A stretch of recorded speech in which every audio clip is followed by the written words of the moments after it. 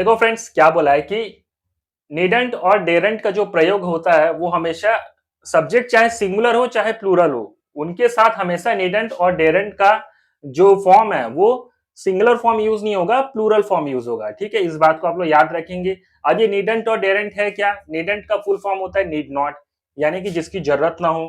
ठीक है, डेरंट का फुल फॉर्म क्या होता है? डेयर नॉट, यानी जिसमें हिम्मत या साहस ना हो।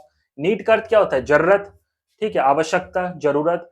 तो नीड का अर्थ होता है जरूरत या आवश्यकता, और नीड नॉट का अर्थ क्या होता है? जिसकी जरूरत या आवश्यकता हमें ना हो। तो इसी को नीड नॉट को शॉर्ट में क्या बोला जाता है? नीडेंट बोला जाता है। ठीक उसी प्रकार डेयर नॉट, डेयरेंट है। डेयरेंट का फुल फॉर्म क्या होता है? Dare not. डेयर का अर्थ होता है हिम्मत या साहस जुटा पाना। ठीक है, इसका अर्थ होता है डेयर, और डेयर नॉट का अर्थ क्या होता है? जिसमें साहस या हिम्मत ना हो। तो जिसमें साहस या हिम्मत ना हो उसे क्या कहा जाता है? Dare not. और इसी को शॉर्ट में क्या कहा जाता है? डेयर नॉट को डेयरेंट कहा जाता है। तो इसी नीडेंट और डेरेंट का प्रयोग चाहे सिंगुलर सब्जेक्ट के साथ हो चाहे प्लूरल सब्जेक्ट के साथ हो, हमेशा नीडेंट और डेरेंट का सिंगुलर फॉर्म यूज नहीं होगा, प्लूरल फॉर्म ही यूज होगा। ठीक है, सिंगुलर फॉर्म जिसमें एस या ईएस लग जाता है वो नीडेंट या डेरेंट के साथ यूज नहीं होगा। ठीक है, प्लूरल फॉर्म जिसमें एस या ईएस नहीं लगता है वो फॉर्म यूज होगा। ठीक है, अब वो कैसे मैं आपको एग्जांपल के थ्रू बताता हूं। देखिए क्या बोला है कि ही नीडंट ईट देयर। ठीक है, उसे वहां खाने की जरूरत नहीं थी। ठीक है, तो ही क्या आपका सिंगुलर सब्जेक्ट हुआ, चाहे प्लूरल सब्जेक्ट भी होता है, ही क्या है? सब्जेक्ट से फर्क नहीं पड़ता जब भी नीडेंट और डेरेंट का यूज करते हैं। तो एग्जाम्पल के थ्रू अभी मैं बता रहा हूं, ही क्या आपका सिंगुलर सब्जेक्ट है। इस सिंगुलर सब्जेक्ट के साथ क्या यूज हुआ? नीडेंट, यानी कि नीड नॉट यूज हुआ। और इसके साथ हमने ईट यूज किया, मेन वर्ब यूज किया, ही नीडेंट ईट देयर। तो देखो यहाँ पर ये सिंगुलर सब्जेक्ट है और यहाँ पर नीड नॉट है। नीड नॉट में देखो कहीं एस या ईएस लगा है क्या? नहीं लगा है। तो हमने नीडेंट का जो यूज किया वो सिंगुलर फॉर्म वाला यूज किया कि प्लूरल फॉर्म वाला यूज किया? प्लूरल फॉर्म वाला यूज किया। तो ही नीडेंट ईट देयर, यहाँ पर सिंगुलर सब्जेक्ट और नीडेंट और नीडेंट का यूज हो रहा है कैसे? प्लूरल फॉर्म में। ईट देयर, उसे वहां खाने की जरूरत नहीं थी। तो ये जो नीडेंट है ये क्या सही है कि गलत है? ये जो सेंटेंस है तो ये सही है। क्यों? क्योंकि सिंगुलर सब्जेक्ट के साथ यूज हो रहा है और नीडेंट यूज हो रहा है, जो कि ये नीडेंट क्या है? अपने प्लूरल फॉर्म में है, सिंगुलर फॉर्म में नहीं है। ये अपन कैसे पता किए? क्योंकि नीडेंट में एस लगा है क्या? नहीं लगा है एस या ईएस। तो जहां एस या ईएस नहीं लगा है तो वो कैसा हुआ नीडेंट? वो जो पर्टिकुलर सा ये जो वर्ड है ये अपने प्लूरल फॉर्म में है, सिंगुलर फॉर्म में नहीं है, याद रखना। ठीक है, तो ही नीडेंट ईट देयर, उसे वहां खाने की जरूरत नहीं थी। तो ये कैसा सेंटेंस है? सही सेंटेंस है। अगर यही सेंटेंस बोलता ही नीड्संट ईट देयर, ही नीड्संट ईट देयर, तो क्या ये सही है? नहीं, क्योंकि यहां भी ही क्या है? सिंगुलर सब्जेक्ट जरूर है, यूज हो रहा है नीड नॉट का, लेकिन यहां पर एस लगा हुआ है। नीड में देखो एस लगा हुआ है। तो ये जो नीड नॉट है ये अपने किस फॉर्म में है? ये अपने सिंगुलर फॉर्म में। और इससे पहले जो मैं बताया था वो प्लूरल फॉर्म में है। और मैं आपको पहले ही बता चुका हूं, चाहे नीड नॉट यूज हो या डेयर नॉट यूज हो, उनके साथ जब भी सिंगुलर सब्जेक्ट या प्लूरल सब्जेक्ट के साथ जब ये यूज होते हैं तो नीड नॉट और डेयर नॉट हमेशा अपने प्लूरल फॉर्म में ही यूज होंगे, सिंगुलर फॉर्म में नहीं। तो यहाँ पर ही नीड्संट ईट देयर, तो ये सेंटेंस सही है कि गलत है? गलत है। क्यों? क्योंकि यहाँ पर जो नीड्स नॉट है इसमें एस लगा हुआ है। ये जो है ये अपने सिंगुलर फॉर्म में है, गलत है। ठीक है, इसको प्लूरल फॉर्म में ही होना था। जब भी नीड नॉट या डेयर नॉट का यूज करेंगे, यानी कि नीडेंट या डेरेंट का यूज करेंगे, तो हमेशा याद रखिएगा सब्जेक्ट चाहे कोई भी हो, सिंगुलर हो या प्लूरल हो, हमेशा नीड नॉट और डेयर नॉट हमेशा प्लूरल फॉर्म में ही होना चाहिए, तभी वो वाक्य या सेंटेंस सही माना जाएगा। अदरवाइज सेंटेंस सही नहीं माना जाएगा। अगर नीड नॉट और डेयर नॉट सिंगुलर फॉर्म में है, यानी कि उसमें एस या ईएस लगा है, तो क्या अपन उसको सही मानेंगे? नहीं मानेंगे। ठीक है, गलत माना जाएगा। तो इतना नोट कर लीजिए आप लोग।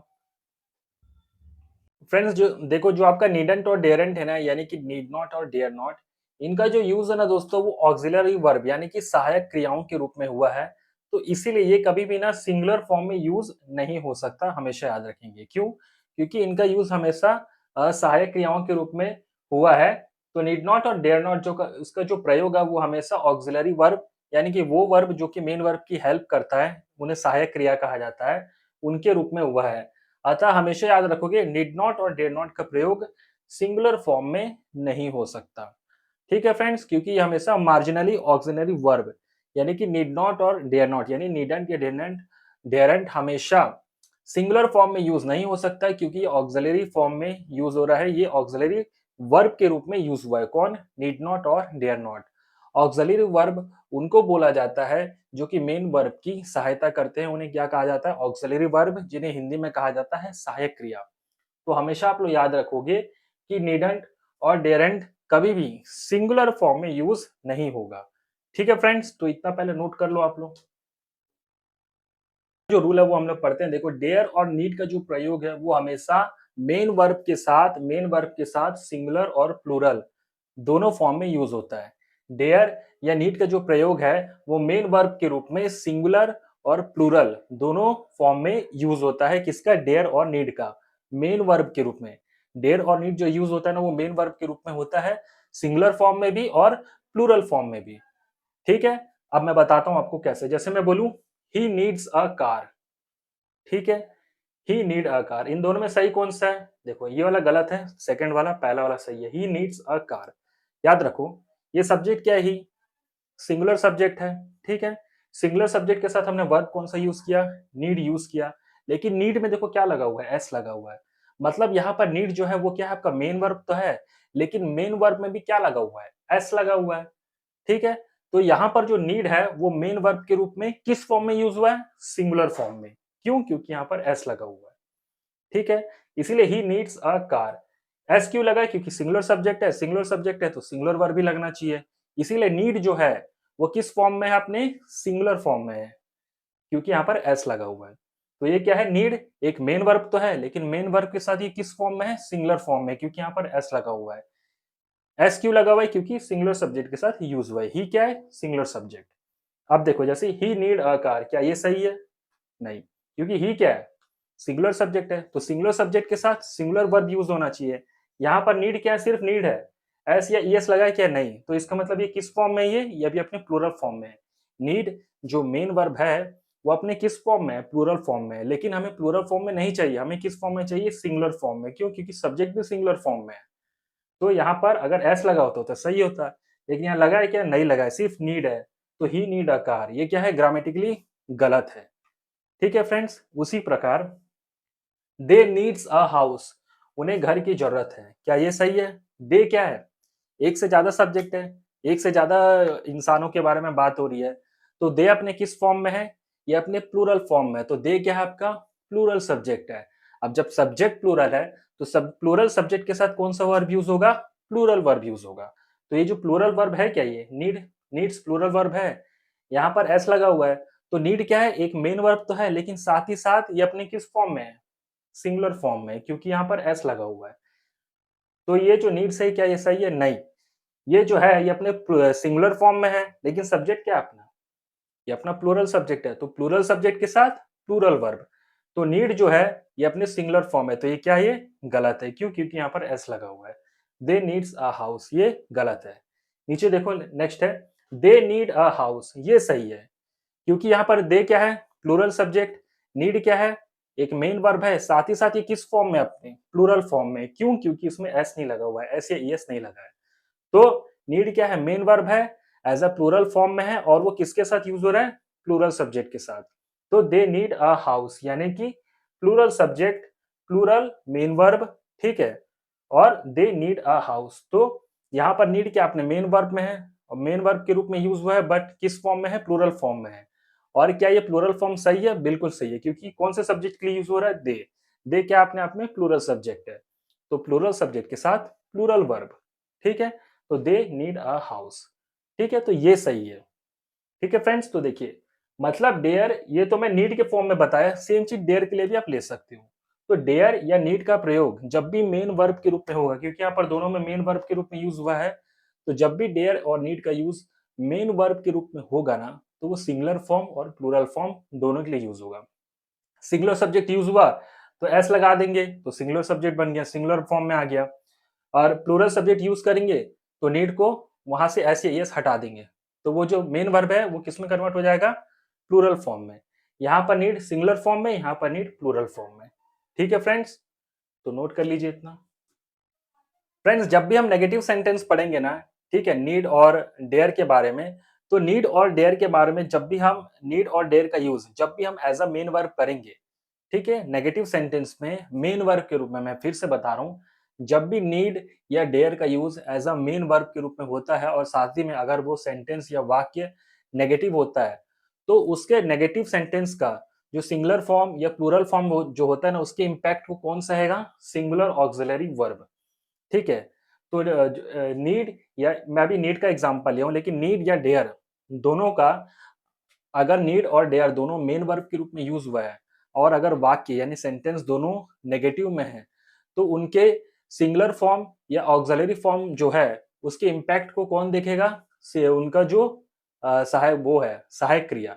नीड और डेयर के जो ऑक्सिलरी वर्ब्स है वो उनके सिंगुलर और प्लूरल फॉर्म के इम्पैक्ट को सहेंगे। ठीक है। सिंगुलर और प्लूरल फॉर्म का इम्पैक्ट किस पे डिपेंड करता है? सब्जेक्ट पर डिपेंड करता है। अब मैं क्या बोल रहा हूँ आपको शायद समझ नहीं आएगा, मैं बता रहा हूँ देखो। जैसे मैं बोलूं she does not need a pen, ठीक है, उसे पेन की जरूरत नहीं है। तो यहां पर नीड क्या है? नीड एक मेन वर्ब के रूप में यूज हुआ है, बट ये सेंटेंस के अपने आप में नेगेटिव है क्योंकि नॉट आ रहा है। लेकिन यहां पर सब्जेक्ट कौन सा यूज हुआ है? शी। शी क्या आपका? शी आपका सिंगुलर सब्जेक्ट है और यहाँ पर नीड क्या यूज हुआ है? मेन वर्ब यूज हुआ है। तो इस शी यानी सिंगुलर वर्ब का जो इंपैक्ट है, क्या ये मेन वर्ब सहेगा? इसमें एस या ईएस लगेगा? नहीं। इसका जो सिंगुलर वर्ब का जो इंपैक्ट है एस या ईएस वाला, अगर नेगेटिव फॉर्म में यूज हो रहा है, सेंटेंस नेगेटिव है, तो इसके सिंगुलर सब्जेक्ट का जो इंपैक्ट है उसको कौन सहेगा? मेन वर्ब भी सहेगा। मेन वर्ब पर उसका असर नहीं पड़ेगा। उसका असर किस पे पड़ेगा? सिंगुलर ऑक्सिलरी वर्ब, यानी सहायक क्रिया में एस या ईएस जुड़ जाएगा। स्पेशली जब सेंटेंस नेगेटिव हो और नीड या डेयर का प्रयोग as a main verb use हो। She does not need a pen, यहाँ पर नीड क्या है? एक मेन वर्ब है। ठीक है। साथ ही में यहाँ पर सब्जेक्ट क्या है? सिंगुलर सब्जेक्ट है। तो सिंगुलर सब्जेक्ट के साथ सिंगुलर वर्ब यूज होना चाहिए। तो वो जो सिंगुलर वर्ब है उसका यूज हम किस में करेंगे? ऑक्सिलरी वर्ब में वो यूज हो जाएगा। मेन वर्ब में उसका इंपैक्ट नहीं पड़ेगा। ठीक है। यानी इसमें एस या ईएस नहीं जुड़ेगा। एस या ईएस किस में जुड़ जाएगा? ऑक्सिलरी वर्ब में, स्पेशली अगर वाक्य नेगेटिव हो। ठीक है फ्रेंड्स, तो याद रखोगे। तो she does not need a pen. तो नीड, अगर नीड और डेयर चाहे सिंगुलर सब्जेक्ट हो चाहे प्लूरल सब्जेक्ट हो, अगर वाक्य नेगेटिव है तो उनके इंपैक्ट को कौन सहेगा? सब्जेक्ट के इंपैक्ट को ऑक्सिलरी वर्ब सहेंगे, मेन वर्ब नहीं सहेंगे। तो नीड हो चाहे डेयर हो, अगर वो उनके सब्जेक्ट सिंगुलर हो या प्लूरल हो उससे फर्क नहीं पड़ता। अगर वाक्य नेगेटिव है तो एस या ईएस यानी कि सिंगुलर फॉर्म या प्लूरल फॉर्म के इंपैक्ट को कौन सहेंगे? Auxiliary verb. ठीक है। तो देखिए, she does not need a pen. Need क्या है? मेन वर्ब है, इसमें एस या एस नहीं लगा है। सब्जेक्ट क्या है? शी है, यानी सिंगुलर सब्जेक्ट है। तो सिंगुलर सब्जेक्ट के साथ सिंगुलर वर्ब, तो ये वर्ब किस में जुड़ जाएगा? ऑक्सिलरी वर्ब में। तो एस या ईएस किस में जुड़ेगा? इसमें, ऑक्सिलरी वर्ब में। तो ईएस इसमें जुड़ गया। ठीक है फ्रेंड्स, तो क्या हुआ? She does not need a pen. तो सिंगुलर वर्ब का इंपैक्ट किस पे पड़ा? ऑक्सिलरी वर्ब यानी कि सहायक क्रिया पे, ना कि मेन वर्ब में, स्पेशली जब सेंटेंस नेगेटिव होता है। ठीक है। अब नेक्स्ट है देखिए, they do not need a house, उन्हें घर की जरूरत नहीं है। अब यहाँ पर भी नीड कैसे यूज हुआ है? As a main verb use हुआ है। मेन वर्ब तो यूज हुआ है, बट इस केस में आपका सब्जेक्ट क्या है? वो है आपका प्लूरल सब्जेक्ट। तो इस प्लूरल सब्जेक्ट के इंपैक्ट को, यानी प्लूरल सब्जेक्ट के साथ कौन सा वर्ब यूज होगा? प्लूरल वर्ब यूज होगा। लेकिन उस प्लूरल वर्ब का असर किस पे पड़ेगा? मेन वर्ब पे पड़ेगा कि ऑक्सिलरी वर्ब पर पड़ेगा? ऑक्सिलरी वर्ब पर पड़ेगा। क्यों? क्योंकि वाक्य नेगेटिव है। तो वाक्य नेगेटिव है तो मेन वर्ब पे असर नहीं पड़ेगा। किस पे पड़ेगा? ऑक्सिलरी वर्ब पर। तो यहाँ पर दे के सामने हमने क्या यूज किया? Do not. Does not use नहीं किया, ऐसे ईएस यहाँ नहीं लगा। हमने क्या यूज किया? They do not need a house. Need में एस या ईएस लगा क्या? नहीं लगा, क्योंकि प्लूरल सब्जेक्ट था। तो प्लूरल ऑक्सिलरी वर्ब यानी कि डू को हमने यूज किया। ठीक है। तो डू क्या आपका? प्लूरल ऑक्सिलरी वर्ब, और शी क्या है? Singular auxiliary verb. इसमें एस या ईएस जुड़ गया और इसमें एस या ईएस जुड़ा क्या? नहीं, क्योंकि ये क्या है? ये सिंगुलर ऑक्सिलरी वर्ब है। तो इसमें सिंगुलर सब्जेक्ट का असर दिखा, इसलिए ईएस जुड़ा। यहाँ पर प्लूरल सब्जेक्ट है, तो इसमें एस या ईएस जुड़ेगा क्या? नहीं जुड़ेगा। तो प्लूरल सब्जेक्ट का इंपैक्ट किस में पड़ेगा? इस पे पड़ेगा। दोनों ही केस में नीड है, नीड है। क्या इनमें सिंगुलर सब्जेक्ट या प्लूरल सब्जेक्ट का असर पड़ रहा है? क्या सिंगुलर फॉर्म या प्लूरल फॉर्म का असर पड़ रहा है? नहीं पड़ रहा है। दोनों का असर किस पे पड़ रहा है? ऑक्सिलरी वर्ब पे, डज नॉट या डू नॉट पे। ठीक है फ्रेंड्स, तो इतना नोट कर लीजिए आप। फ्रेंड्स अब हम लोग नया रूल पढ़ते हैं जो कि है आपका डेरेंट और नीडेंट का प्रयोग ना कभी भी इन्फिनिटिव वर्ड टू के साथ ना कभी नहीं होगा। ठीक है, इस चीज को हमेशा याद रखना। डेयर और नीडेंट दोनों में देखना नॉट लगा हुआ है, मतलब ये क्या है, नेगेटिव सेंटेंस हो। तो डेरेंट का अर्थ क्या होता है, डेयर नॉट, और नीडेंट का अर्थ होता है नीड नॉट। डेयर मतलब जिसकी हिम्मत ना हो, और नीड नॉट जिसको जरूरत ना हो। तो डेयर नॉट और नीड नॉट को शॉर्ट में क्या बोला जाता है, डेरेंट या नीडेंट बोला जाता है। तो इनका जो यूज है ना वो कभी भी इन्फिनिटिव वर्ड टू के साथ कभी भी नहीं होगा। आप इसको याद रखेंगे तो क्या होगा, she daren't to go there. She daren't to go there ये क्या है, गलत है। ठीक है, she daren't to go there, क्योंकि यहाँ डेरेंट भी लगा हुआ है और टू का भी यूज हो रहा है। तो ये क्या है, इन्फिनेटिव वर्ड है। तो डेरेंट के साथ टू यूज होगा क्या, नहीं होगा। ठीक है, हमेशा याद रखना कोई भी नेगेटिव सेंटेंस हो जिसमें डेरेंट और निडेंट आ रहा है तो उनके साथ कभी भी इन्फिनेटिव वर्ड टू यूज नहीं होगा, ये आप याद रखेंगे। ठीक है, अगर आपको बोलेगा शी डेरेंट गो देयर तब ये सही है। शी डेरेंट गो देयर, उसकी वहां जाने की हिम्मत नहीं हुई। ठीक है, तो शी डेरेंट गो देयर, यहाँ डेरेंट लगा है, साथ में कहीं टू कहीं लगा है क्या, नहीं लगा है। डायरेक्ट मेन वर्ब है फिर ऑब्जेक्ट है, तो क्या आ गया, ये सही है। तो शी डेरेंट गो देयर ये सही है। She daren't to go there, daren't के साथ टू लगा है इन्फिनिटिव वर्ब जो कि गलत है। और शी डेरेंट गो देयर ये क्या है, सही है।